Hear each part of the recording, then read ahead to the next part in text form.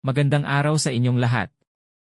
Sa episode na ito, pag-uusapan natin ang BrahMos missile, isang makabagong teknolohiyang pangmilitar na nagpapalakas sa depensa ng iba't ibang bansa.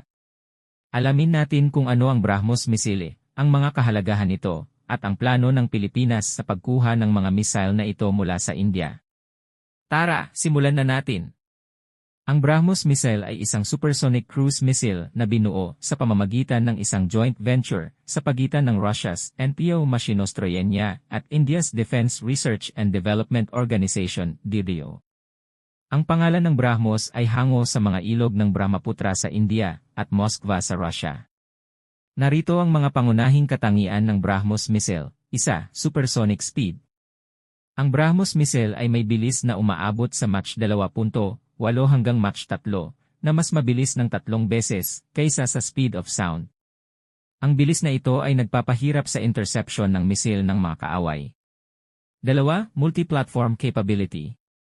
Ang missile na ito ay maaaring ilunsad mula sa iba't ibang plataporma tulad ng land, sea, subsea, at air.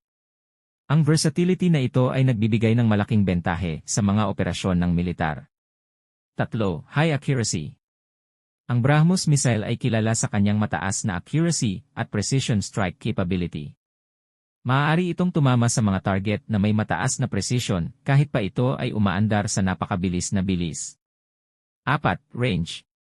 Ang BrahMos missile ay may range na humigit kumulang 270 kilometers, ngunit ang pinakabagong bersyon ay maaaring umabot hanggang 450 kilometers.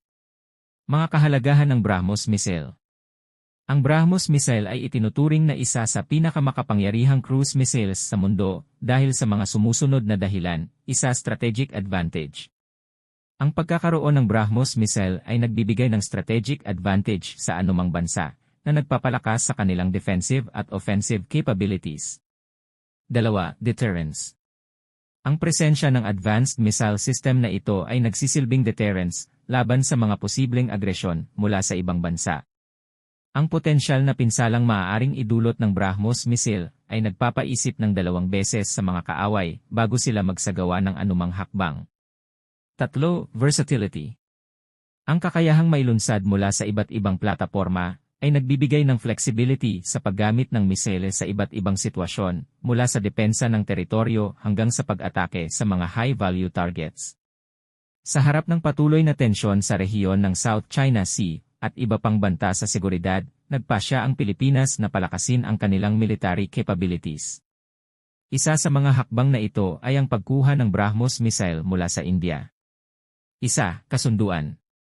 Noong 2021, opisyal na inanunsyo ng Department of National Defense, DND, ng Pilipinas ang kanilang plano na bumili ng BrahMos missile system mula sa India. Ang kasunduang ito ay bahagi ng patuloy na modernisasyon ng Armed Forces of the Philippines, AFP. 2. Training at paghahanda. Bilang bahagi ng kasunduan, magkakaroon ng pagsasanay ang mga Pilipinong sundalo sa paggamit ng BrahMos missile.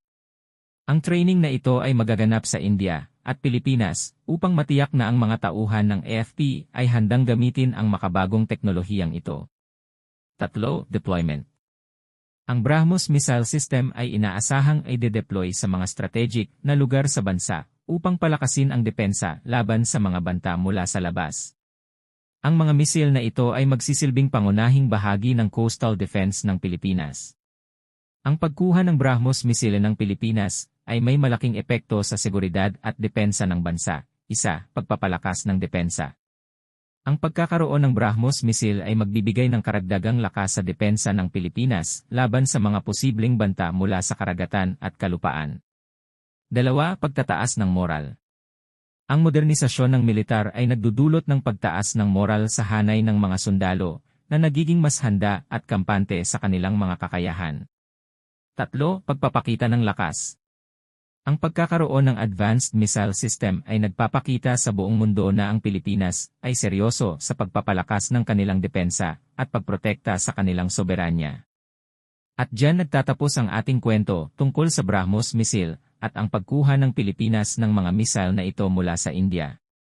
Ang makabagong teknolohiyang ito ay isang malaking hakbang patungo sa pagpapalakas ng depensa ng ating bansa.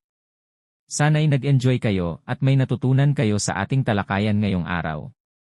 Huwag kalimutang mag-subscribe at i-click ang notification bell para lagi kayong updated sa ating mga susunod na episodes. Maraming salamat sa inyong panonood at hanggang sa muli.